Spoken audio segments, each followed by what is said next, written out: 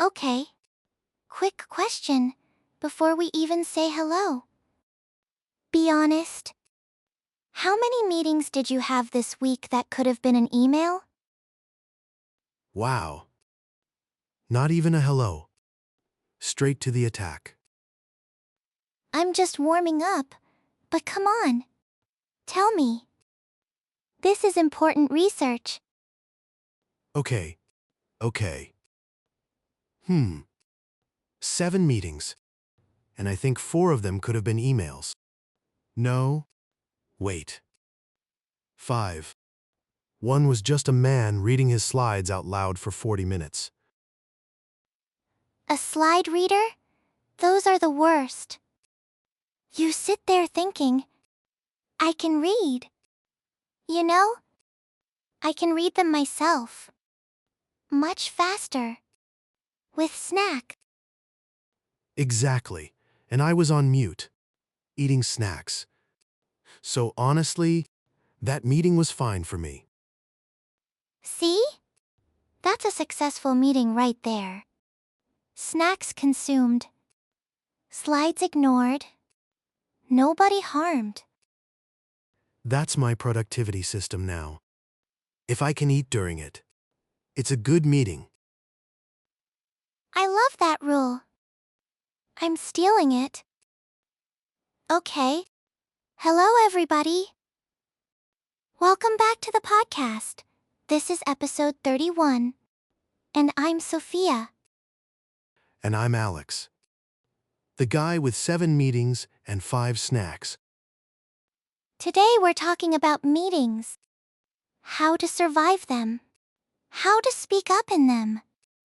And how to not say something terrible when you think you're on mute. That last one is a personal story. We'll get to it. Oh. We'll get to it. And by the end of today, our goal is simple. We want you to walk into any meeting in English feeling 3 things. Confident. Prepared. Powerful. I even wrote it on the little board behind us. Because I'm very committed. She's been saying those 3 words all morning. Confident, prepared, powerful. While making coffee, while watering the plants, it's becoming a lifestyle. It's a mantra. Alex. You should try it. Before a meeting? Just whisper. Confident. Prepared. Powerful. Works better than coffee. Almost. Almost. Coffee is still number 1. Of course. Of course. Coffee first. Mantra second. Okay? So before we go deep, tell me about your week. You said you were late to something on Monday? Yes, okay. So Monday morning, I had a meeting at 9. And at 8:55, my colleague Dan calls me and says, "Hey, quick question. Do you have 5 minutes?" Oh no. I already know how this ends. You know nothing. It was a quick question. Alex? Do you have 5 minutes is never 5 minutes. It's a trap. It's the spider web of the business world. I thought the same as you, but he sounded urgent. So I said, "Sure, 5 minutes." And that 5 minutes became 40 minutes. 40. 40. And it wasn't even about work. He wanted to talk about his new air fryer. His air fryer. His air fryer. The features, the settings, the fries. At minute 20, he was comparing 2 brands. And I'm sitting there watching the clock. And you couldn't leave. Because you're a nice person. I'm a very nice person. It's a problem. So I finally said, "Dan, this is fascinating. but I have a meeting. And he said, oh wait, one more thing. One more thing was 10 minutes. One more thing is the boss level of the trap. So I arrived to my meeting 6 minutes late, out of breath. And the first thing my manager said was, Alex, nice of you to join us. Ouch! The classic late punishment sentence? Yes, and the worst part is, in my head, I was still in the air fryer conversation. So for the first 2 minutes of the meeting, I couldn't remember why I was there. That's such a real feeling. Your body is in the meeting, but your brain is still with the fries. Exactly. My brain was still frying. I'm sorry. That was a terrible joke, and I respect it. Okay, so this is a perfect place to start. Because today is not about grammar. It's about real meeting life. And look, behind me, we have our little whiteboard. Today's topic: effective meetings. And our 5 friends. Be clear. Listen. Ask questions. Share ideas. Take action. 5 friends. She talks about them like they're people. They are people now. Be clear is my favorite. He never wastes my time. And take action is the annoying one who sends follow up emails at midnight. Yes, just following up on this. At 1 a.m. Who does that? My colleague Dan. After the air fryer conversation, he sent me an email with links to air fryers. No. Yes. Subject line was, for your reference. I'm crying. Okay. Let's slow down. Because your Monday story is actually the perfect example of why meetings fail. Think about it. Your quick call with Dan had no agenda. No time limit. No goal. Just vibes and fried chicken. Mostly vibes. And a meeting without an agenda is the same thing. People just float. Have you ever been in a meeting like that? Where after 1 hour, nobody knows what happened? Always.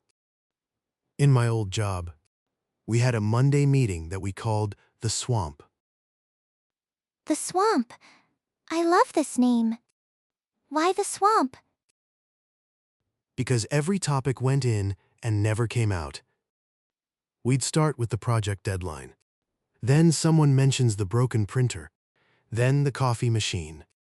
An hour later, we're discussing coffee machines, and the deadline is still in the swamp.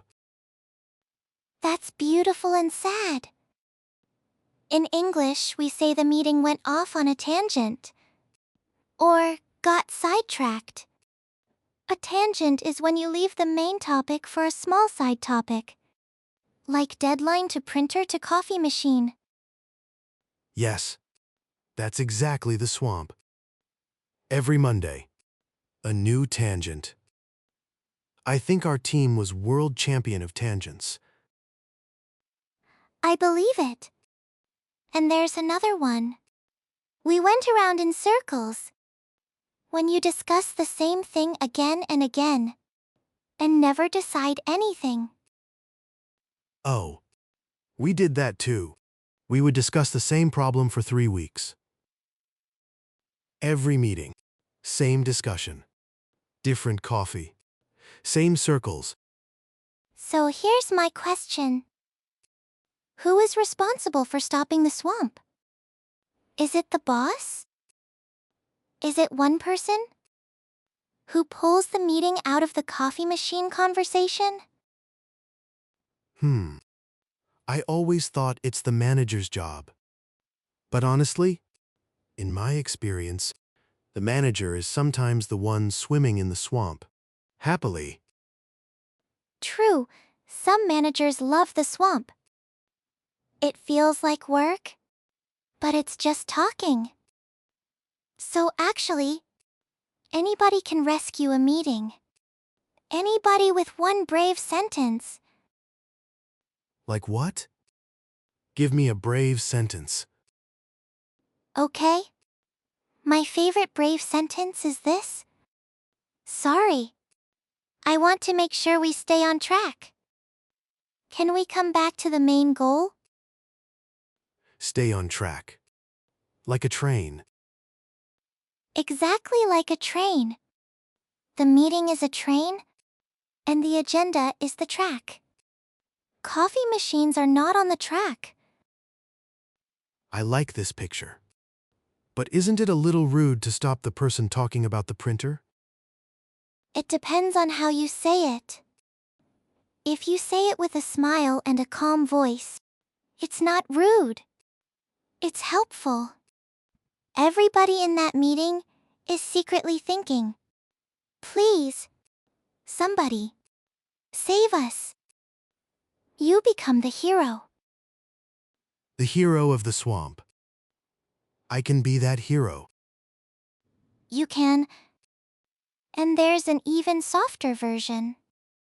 You can say, that's a good point.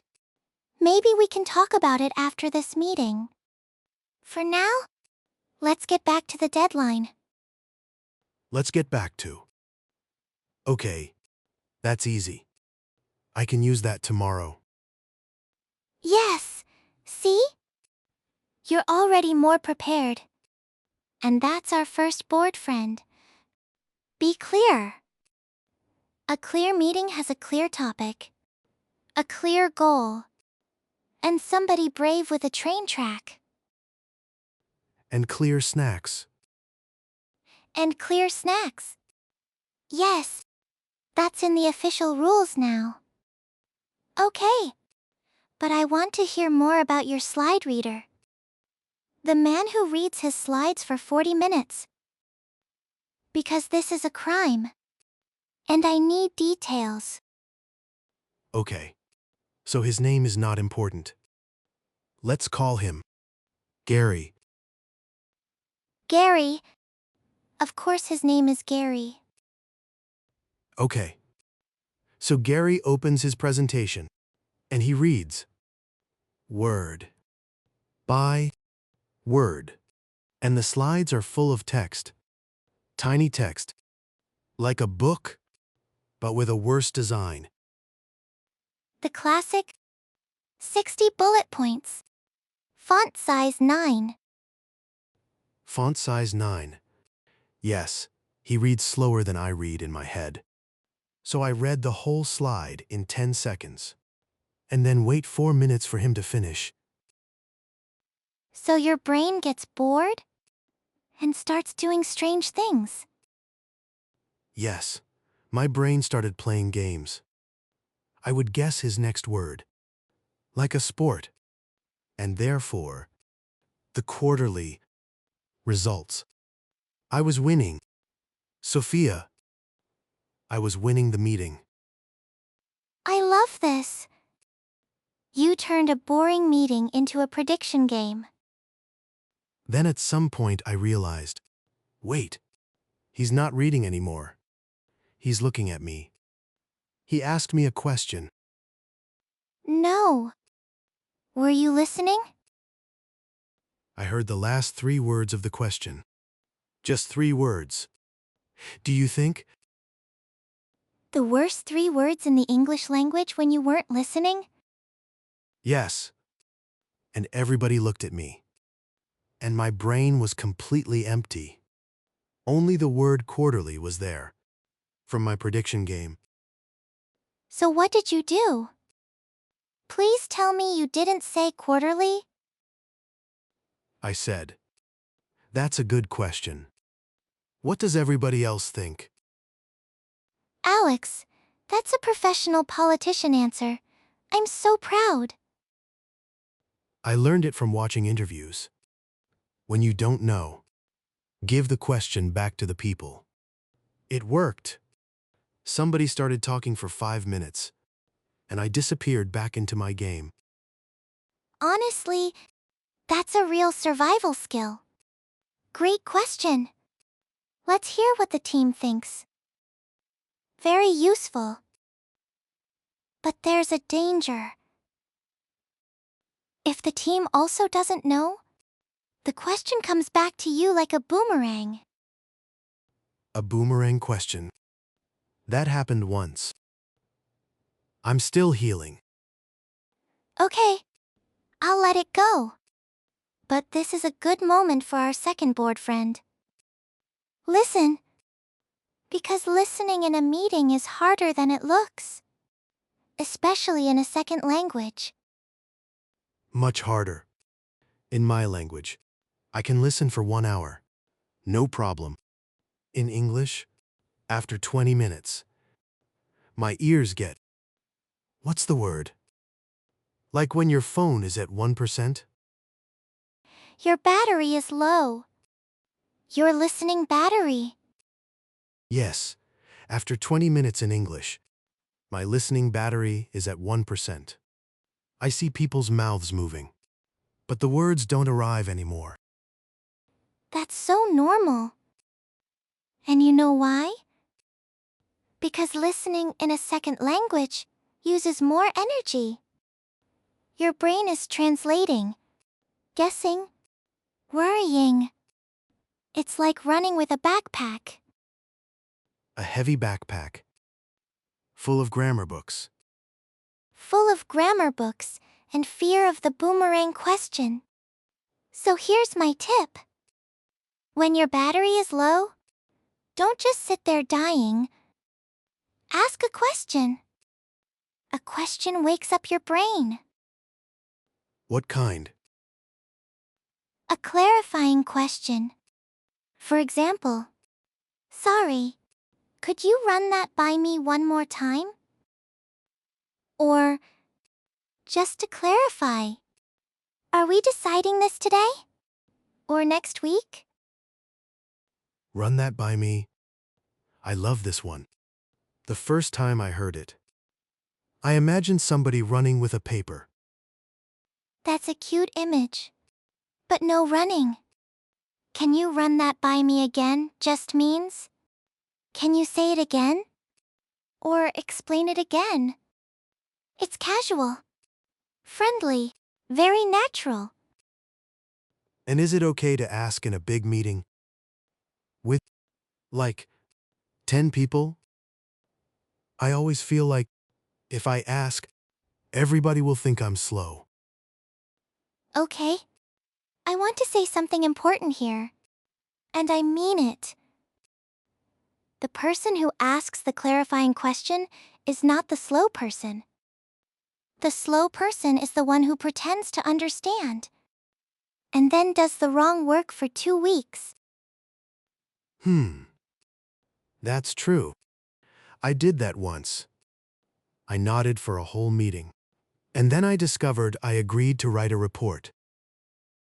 You nodded yourself into a report. A 12-page report. My head said, yes, yes, yes. And my heart said, no, no, no. But my face only knows one move in meetings. The nod. The nod is dangerous. We need a warning label. Caution. This nod may create work. Please make that label. I will put it on my monitor. Done. So, if you remember nothing else today, remember this. Asking sorry, could you clarify, is not weakness. It's power. It shows you're listening. You care. And you want to do the right thing. Confident. Prepared. Powerful. Remember the mantra? Okay. I felt that. That was actually a small speech. I almost clapped. You can clap later. Now, our third board friend. Ask questions. And I want to give you some nice, natural question phrases. Because what is not enough in a meeting? What is my default? I'm ready to upgrade. Great. Level 1. You didn't hear the words. You can say, Sorry. could you say that again? Or, sorry, I didn't catch that. I didn't catch that is supernatural. Americans use it all the time. I didn't catch that. Like catching a ball. Yes. The words were a ball. And you missed it. Level 2. You heard the words, but you don't understand the meaning. Then you say, sorry? What do you mean by? And you repeat the word. For example, what do you mean by the Q3 deliverable? Deliverable. That word still hurts me. The first time I heard it, I thought it's something you deliver. Like a pizza. A pizza deliverable? In business? A deliverable is just the thing you promise to make or finish. A report. A design. A document. So my 12-page report was a deliverable. The pizza of my pain. The pizza of your pain. Yes. And level 3. My favorite. You want to check your understanding. You say, so, just to make sure we're on the same page. You want the report by Friday? Not Thursday? On the same page. Another book image. You're on a roll today with the images. Yes. Imagine everybody reading the same page of the same book. If I think the report is due Friday, and you think Thursday, we're on different pages. Bad news for the pizza. I will never look at a book the same way again. But Sophia, here's my real problem. It's not listening. It's talking. In meetings, when I want to say something, I build the sentence in my head first. I check the grammar, practice it 2 times. And when I'm finally ready to speak, the topic changed. Oh, Alex? That feeling is so real. The meeting moved on. And you're still holding your old sentence, like a ticket for a train that left? Yes, a ticket for an old train. And then I think, okay, my moment is gone. So I say nothing. And after the meeting, I'm a little angry at myself. Why didn't I say it? First of all, be kind to yourself. Speaking up in a second language is brave. Genuinely brave. But I also want to give you some tools. Because the problem is not your English. The problem is the door. The door? In a native language, you push the door open easily. With small words. Well, actually, sorry, but in English, you don't know the small door words. So the door feels heavy. So let's learn the door words. How to jump into a conversation politely. Door words. I'm writing this down. My notes today are just pictures of doors and pizzas. Perfect notes. Okay. Door phrase number 1. For when somebody is talking and you want to enter. Sorry. Could I just jump in here? Jump in. Like into a pool. Yes. The conversation is the pool.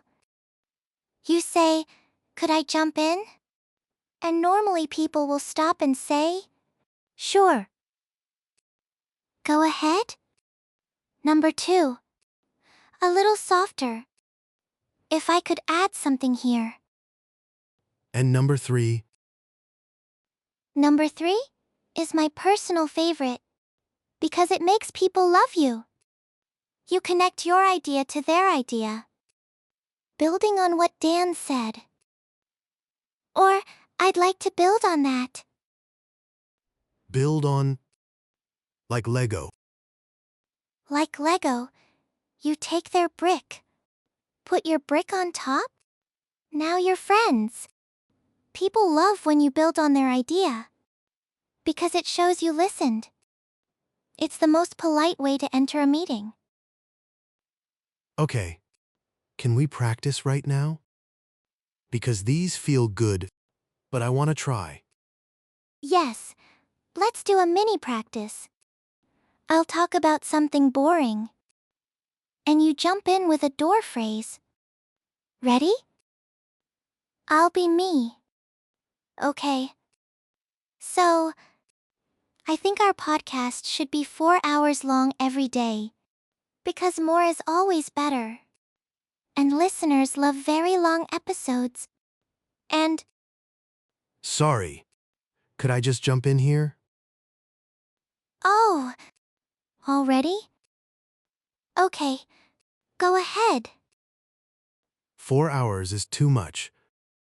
People have jobs and listening batteries. After 20 minutes, 1%.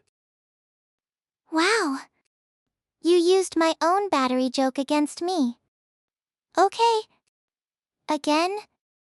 And also, I think we should change the podcast name to Sophia's Amazing Show. Because, If I could add something here, yes? the name is long, and it forgets one person. I think the name should have 2 people, or at least one person and his air fryer. I'm laughing. But also, that's a really good point. Okay. One more. Honestly, meetings are useless. We should cancel all meetings forever. And only send emails. Because, Building on what Sophia said, hmm, emails are great for information, but sometimes we need to see faces to catch the, how to say, the feeling, the mood. the mood. Yes. Or read the room. When you can read the room, you know how people really feel? And you can't read a room in an email. That was a fantastic point. Alex, seriously? Thank you. It felt easy. The door words really make the door lighter. Right?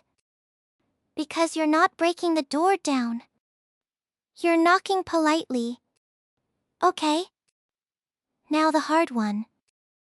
The final boss of meeting skills, I know where this is going. where, Disagreeing. Saying no to a person with more power than you. In a second language. In front of 8 people. My stomach is already tired. your stomach is tired. And we haven't even started. Yes, disagreeing is the final boss. But here's the secret. In English, disagreeing is not a fight.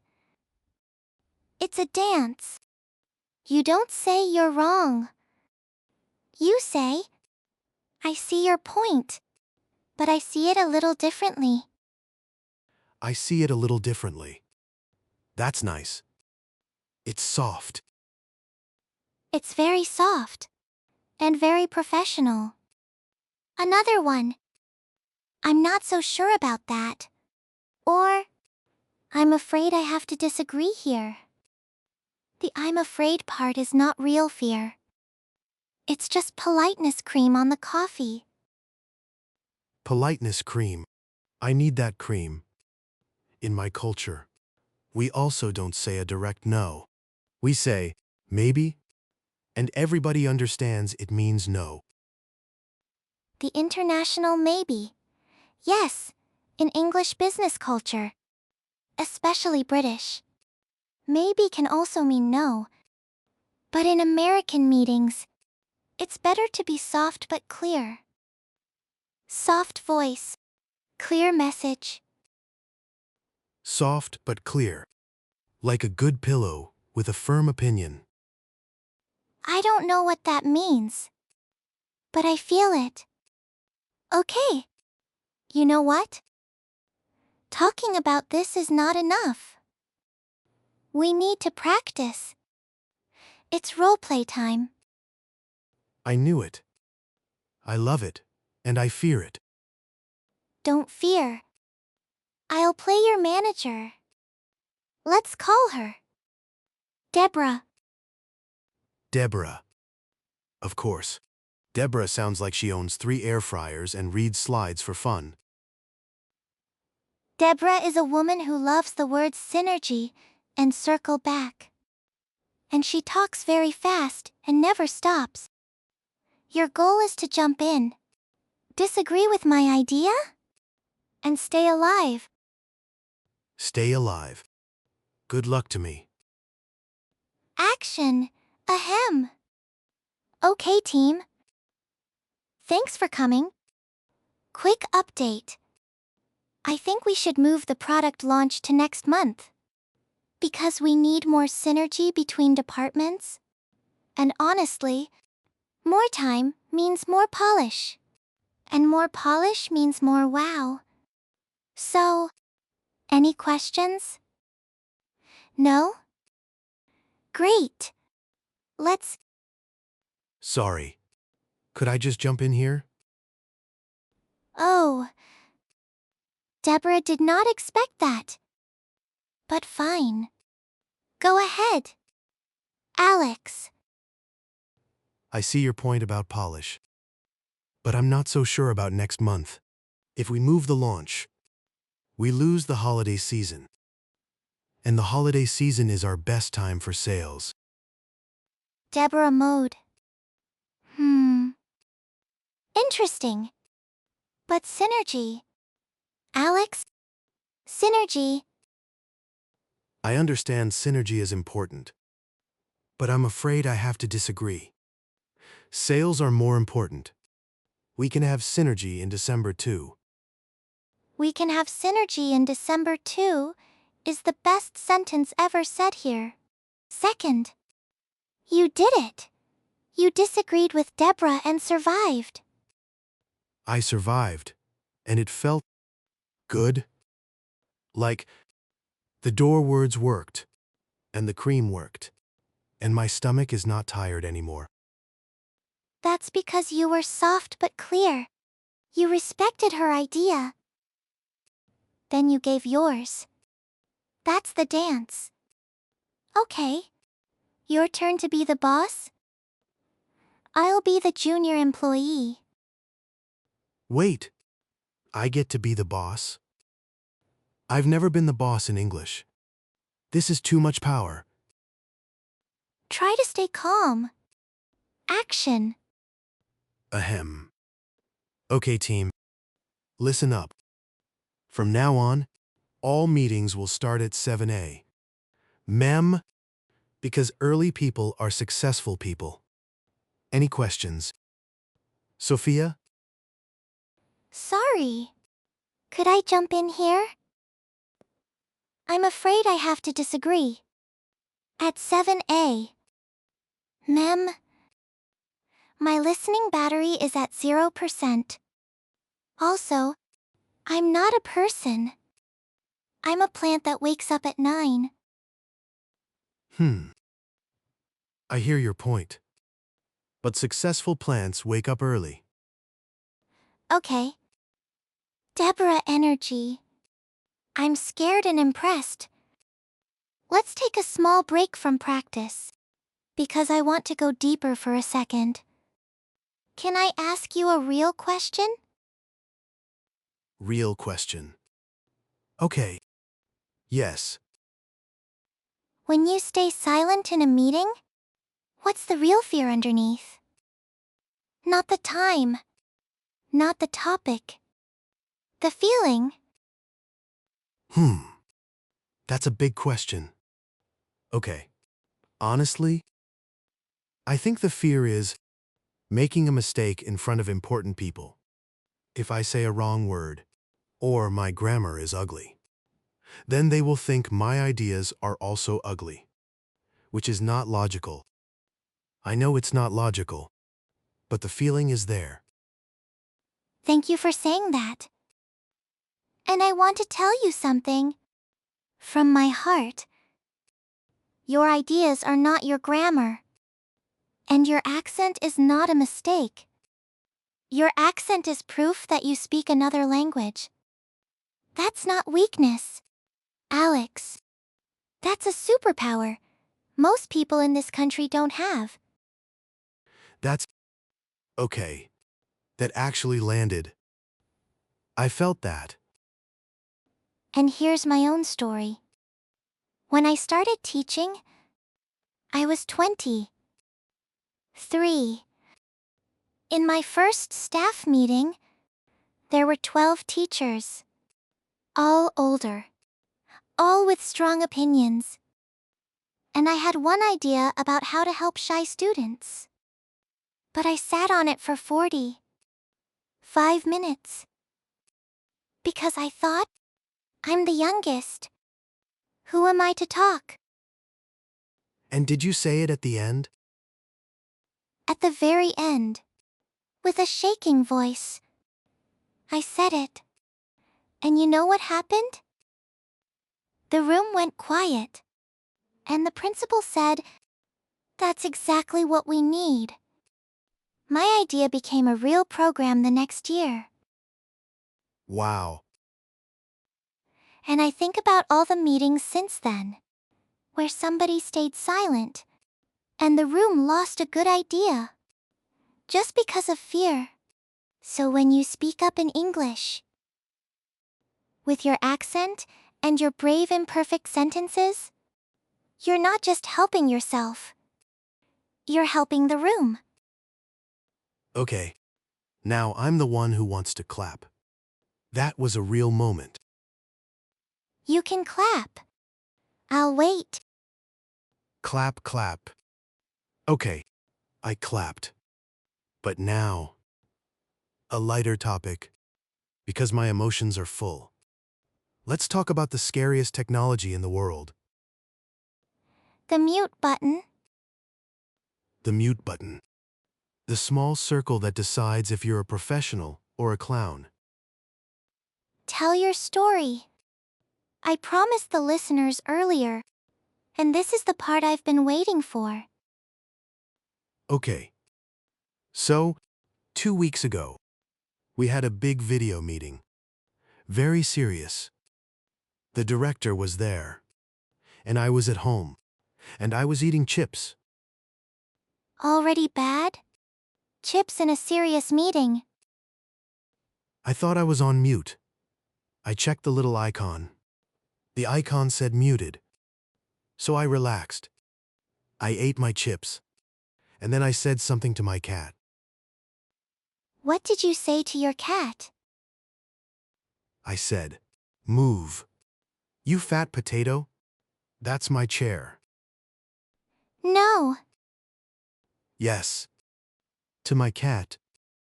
Her name is Potato. So it makes sense in my head. And the icon? The icon was lying. I was not on mute. For 90 seconds, the whole meeting heard me call somebody a fat potato. The director calmly asked, "Alex, is the potato in the room?" 20 serious faces tried not to laugh. I wanted to disappear under my desk. I'm so sorry. I'm laughing. But I'm also sorry. The worst part is, now, in every meeting, somebody asks, "Alex, any potatoes today?" It's my nickname. I am Potato Alex. Honestly, it's a friendly nickname. It means they like you. People don't joke with people they don't like. That's true. And Potato is not angry. She agrees she's a little fat. She's okay with it. She's confident in her body. I respect Potato. Okay? But this story gives me a chance to share some video meeting survival phrases. Because remote meetings are their own animal. Their own animal. A potato animal. Go on. Problem 1. You can't hear somebody. You say, "Sorry, you're on mute." Or, "You're breaking up a little." Could you repeat that? Breaking up means the audio is coming in pieces. Like a robot with a cold. You're breaking up. Yes. I always thought it means the person is sad and crying. Like a breakup. That's a heartbreaking image. But no. It's just bad internet. Problem 2. You need to leave the meeting for 5 minutes. You say, "Sorry, something just came up. I need to step away for a moment. I'll be right back." Step away. Nice. And problem 3. When somebody's dog barks or baby screams. Then you say nothing. You smile. You wait. And maybe you type in the chat. No worries. The golden rule of remote meetings is this. Everybody has a dog, a baby, a potato, or a broken printer. Nobody judges. We're all human on camera. Except Gary. Gary reads slides and has no human sounds behind him. I think Gary is a robot. Gary is a robot. It explains the font size 9. Okay. Our 4th board friend is share ideas. And we practiced that. But our 5th friend, take action, is where meetings become real. Because a meeting without action is just a podcast. No offense to podcasts.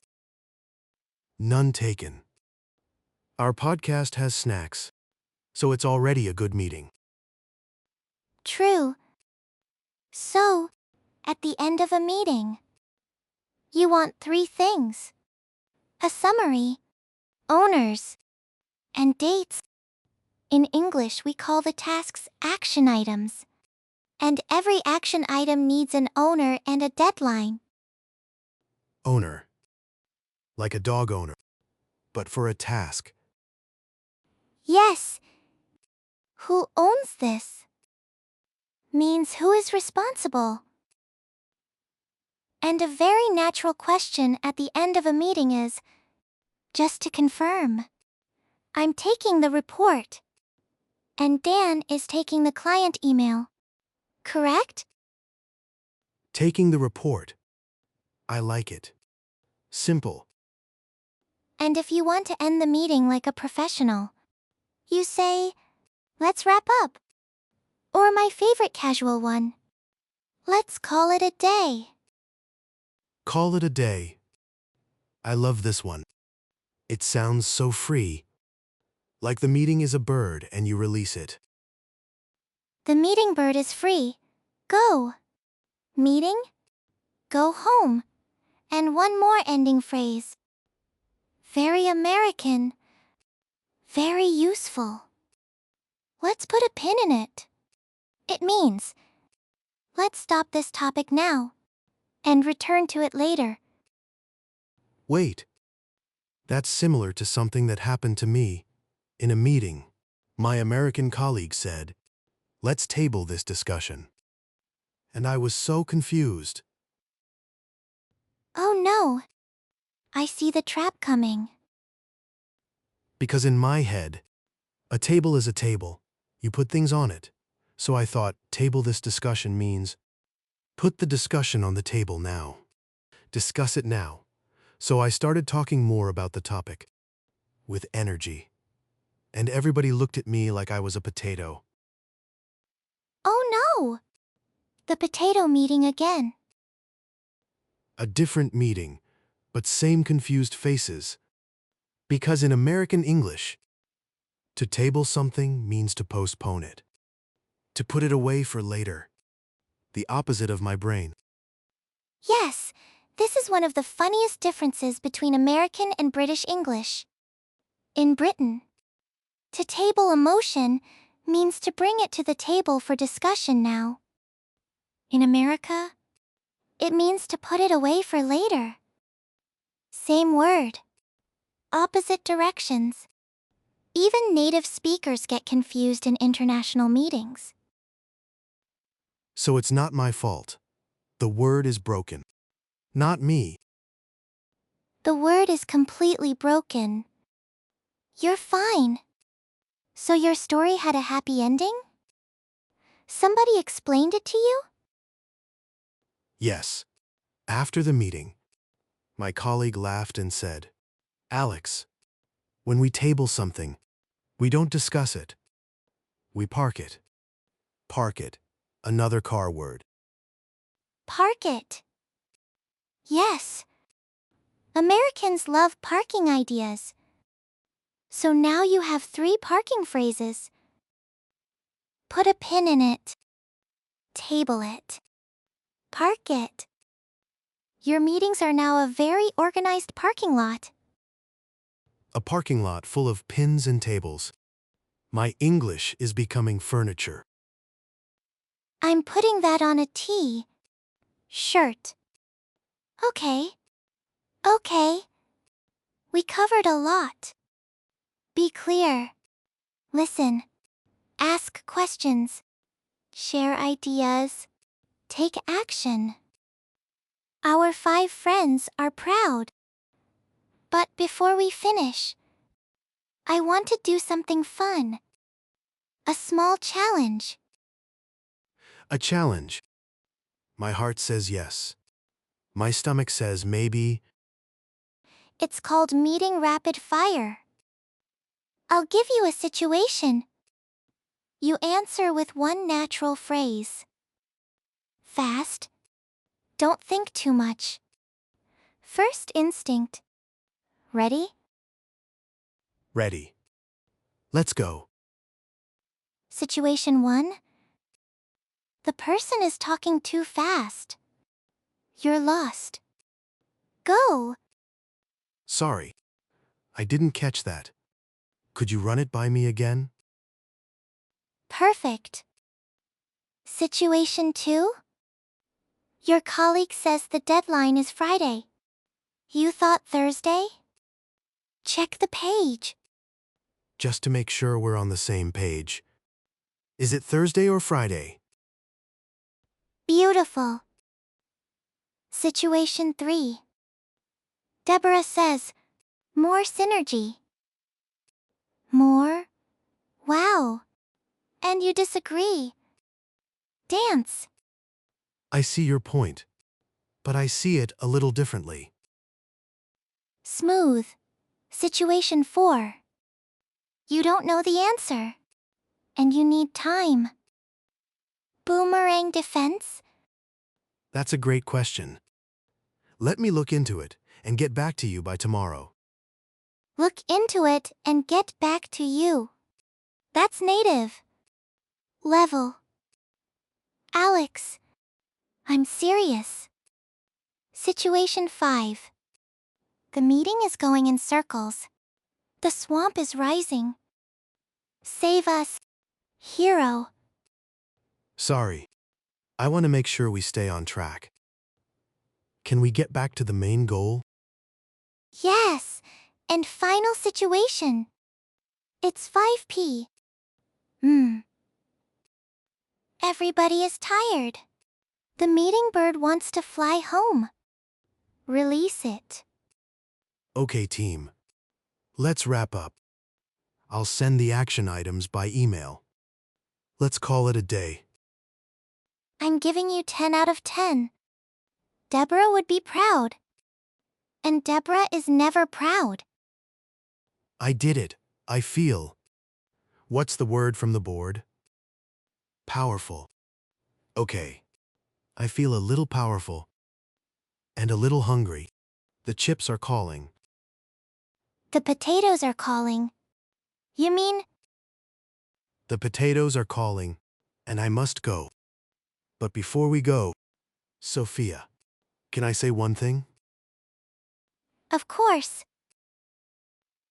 When I started this podcast, I could not imagine jumping into a conversation, disagreeing with a Deborah, or releasing a meeting bird. Today it felt like a game. Like something I can actually do. So, thank you. For the door words. And the cream. Alex, that's the whole point of this show. English is not a test. It's a conversation you're allowed to join. Mistakes? Potatoes? And all. And honestly, you joined beautifully today. Now who wants to clap? Me? I'm clapping. Okay. Before we disappear, let's table this episode. Wait. No, don't table it. I just learned what it means. I'm parking it with a pin in the parking lot of furniture. Too many images. My brain is a swamp now. A happy swamp. But still, A happy swamp is all anybody can ask for. Okay? Everybody, thank you so much for listening to episode 31. If you enjoyed it, tell one friend who suffers in meetings. You know one. We all know one. and next episode, we're talking about small talk. How to talk about the weather, the weekend, and the coffee machine for 10 minutes without dying inside. It's a life skill, especially if you own an air fryer. Until then, be clear. Listen, ask questions, share ideas, and take action. And if you see a potato, say hello. From both of us, good English, good life. See you next time. Bye, everybody. Bye.